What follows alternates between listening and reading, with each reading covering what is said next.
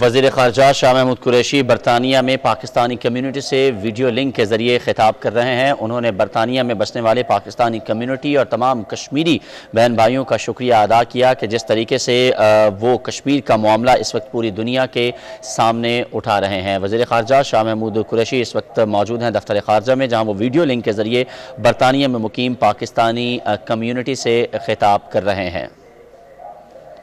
وزیر خارجہ شاہ محمود قریشی نے برطانیہ میں مقیم پاکستانی کمیونٹی اور اس کے ساتھ ساتھ وہاں بسنے والے کشمیریوں کا شکریہ ادا کیا جس طریقے سے وہ کشمیر کا معاملہ پوری دنیا کے سامنے اٹھا رہے ہیں۔ وہاں جو لوگ ہیں متاثر ہو چکے ہیں اور اس میں یقیناً وہ برٹش پاکستانیز بھی ہیں جو وہاں رہتے ہیں اور جنہوں نے پاکستان کا نام روشن کیا ہے۔ تو میری سب سے پہلے ان کے اہل خانہ سے میں تعزیت کرنا چاہوں گا اور دعا کرنا چاہوں گا کہ اللہ تعالیٰ ان کے درجات کو بلند فرمائے اور اس بابرکت مہینے کی وجہ سے ان کے لیے جنت کے دروازے کھول دے اور ان کے درجات بلند کرے اور ان کے لواحقین کو صبر جمیل عطا کرے۔ آپ جانتے ہیں کہ جو کیفیت آپ کی ہے، میں سمجھتا ہوں آپ ہم سے زیادہ کرم میں ہیں اس وقت، کیونکہ آپ جس امتحان سے گزر رہے ہیں غالباً ہم نے ابھی اس میں سے گزرنا ہے۔ آپ پیک دیکھ رہے ہیں یا دیکھ چکے ہیں اور ہمارے ہاں ابھی پیک میں آنا ہے۔ غالباً مئی کے آخر میں یا ارلی جون میں لگتا یہ ہے کہ کرونا وائرس جو ہے ہمارے جو ٹریجیکٹری ہے وہ پیک کرے گی۔ تو لاک ڈاؤنز آپ نے دیکھے ہیں اور مشکلات آپ نے دیکھی ہیں، اور جو ٹوین چیلنج ہے، ایک طرف کرونا سے لڑائی لڑنے کا، اپنی جان بچانے کا، اور دوسری طرف جو اکنامک جو کانٹریکشن ہوئی ہے اور جو اکنامک ڈکلائن ہے اور جو سلو ڈاؤن ہے، اس کا امپیکٹ ہر شہری پر، ہر کنبے پر، ہر برٹش سٹیزن پر واضح دکھائی دے رہا ہے۔ اور اب تو ماہرین کہتے ہیں کہ دنیا کی گلوبل اکانومی جو ہے اس کی کم از کم 3% کانٹریکشن ہوگی، اور اگر 3% کانٹریکشن ہوتی ہے تو this comes into trillions of dollars. اسی طرح میں آج صبح ہی دیکھ رہا تھا، کہیں پڑھ رہا تھا کہ پچھلے 50 سالوں میں امریکہ میں اتنے لے آفس نہیں ہوئے جو کرونا کے ان چند ہفتوں میں ہو گئے ہیں۔ So that's the impact. آپ دیکھیں ٹریڈ پر امپیکٹ کیا پڑا ہے، آپ دیکھتے ہیں کہ ٹورزم پر کیا امپیکٹ پڑا ہے۔ آپ اسپین کو لے لیں، آپ اٹلی کو لے لیں، بہت بڑا ان کا دار و مدار تھا، برٹن کو لے لیں، بہت بڑا دار و مدار تھا ٹورزم پر۔ ان کی جو ٹورزم کی انڈسٹری ہے، ہاسپٹیلٹی کی، وہ بری طرح متاثر ہوئی ہے۔ تو ہم بھی اس مسئلے سے دو چار ہیں اور اس کا مقابلہ کرنے کی کوشش کر رہے ہیں۔ لیکن میں یہ کہتا چلوں کہ آج ایک مرتبہ پھر پاکستانی ڈاکٹرز نے، پاکستانی نرسز اور ہیلتھ ورکرز جو برطانیہ کے مختلف نیشنل ہیلتھ سروس میں ہیں یا مختلف پرائیویٹ سیکٹر میں ہیں یا خود پریکٹس کرتے ہیں، آج انہوں نے پاکستان کا نام جو روشن کیا ہے اس کی مثال نہیں ملتی۔ امریکہ میں بھی اور برطانیہ میں خاص طور پر ہمیں جو ذکر آ رہا ہے، میں نے ویڈیوز دیکھی ہیں، پیپل چیئرنگ ڈاکٹرز جن کا پاکستانی اوریجن ہے۔ میں نے امریکہ کی ایک ویڈیو دیکھی ہے، مطلب ایک ہیروز ویلکم دے رہی ہے، پوری کمیونٹی ان کا استقبال کر رہی ہے اس پاکستانی ڈاکٹر کا۔ اسی طرح آپ نے جو ملک کا نام روشن کیا ہے، میں آپ کا شکریہ ادا کرنا چاہتا ہوں۔ آپ نے اپنی جان کو خطرے میں ڈال کر اور جس بہادری سے، جس ہمت سے آپ نے لوگوں کی جانوں کو بچانے کی کوشش کی ہے، اللہ تعالیٰ آپ کو محفوظ بھی رکھے اور اس کا اجر بھی عطا کرے۔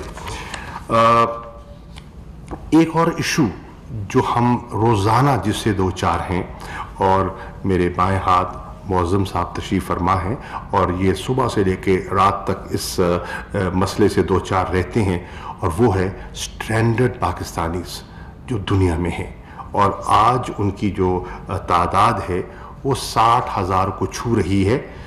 And every day the number is growing. یہ اسٹیٹک نہیں ہے. اس سے ہم نمبر آزما ہونے کی کوشش کر رہے ہیں. It is difficult. جہاں بہت سی ایئر لائنس نہیں فنکشن کر رہی, بہت سے ایسے ملک بھی ہیں جہاں کرفیو تھا, لاک ڈاؤن تھا مکمل, ایئرپورٹس فنکشن نہیں کر رہے, تو وہاں اس صورتحال میں پاکستانیوں کو جو واپس آنا چاہتے ہیں, جو ہماری ایمبیسیز میں, مشنز میں اپنے آپ کو رجسٹر کروا چکے ہیں, ان کو واپس کیسے لایا جائے؟ آسان نہیں ہے. یہاں بھی دقتیں ہیں, یہاں بھی ہم نے مینیج کرنا ہے, اپنی کیپیسٹی کو دیکھنا ہے, ٹیسٹنگ فیسلٹیز کو دیکھنا ہے, کوارنٹین کیپیسٹی کو دیکھنا ہے, اور سیف اور ریگولیٹڈ ریٹرن کا جو ہمارا فلسفہ ہے اس کو سامنے لے کر ہم مینیج کرنے کی کوشش کر رہے ہیں.